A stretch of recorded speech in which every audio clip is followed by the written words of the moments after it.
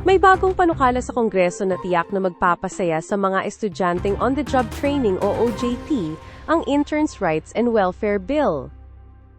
Ayon kay Akbayan Representative Shell Jokno, interns are workers. No more free labor disguised as experience. Kaya naman isinusulong niya ang panukalang batas na magbibigay ng tamang benepisyo, sahod at proteksyon para sa mga interns.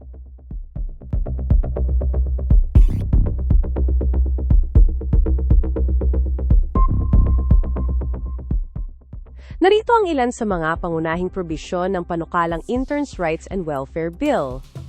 Una, ang mga interns ay bibigyan ng compensation at benepisyo, 75% ng salary grade 1 para sa mga interns sa gobyerno at 75% ng regional minimum wage para sa mga interns sa pribadong sektor. Ang magandang balita, walang tax ang mga ito. Pangalawa, itinatakda ng panukala ang malinaw na tagal at limitasyon ng internship.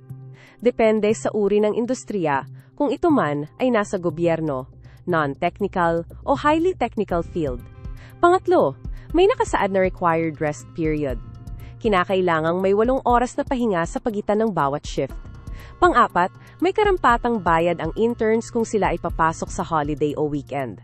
At panghuli, tiniiyak ng panukala ang pagkakaroon ng maayos na mentorship at sapat na proteksyon para sa mga interns laban sa anumang uri ng pang-aabuso.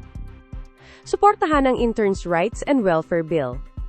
Dahil ang mga interns ay hindi libreng manggagawa, hindi na sapat ang experience lang. Dapat may sapat na bayad, sapat na pahinga at sapat na respeto.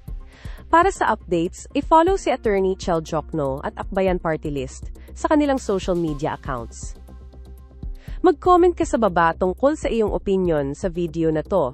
At huwag ring kalimutang mag-like at subscribe para updated ka palagi sa mga hot news sa showbiz at social media.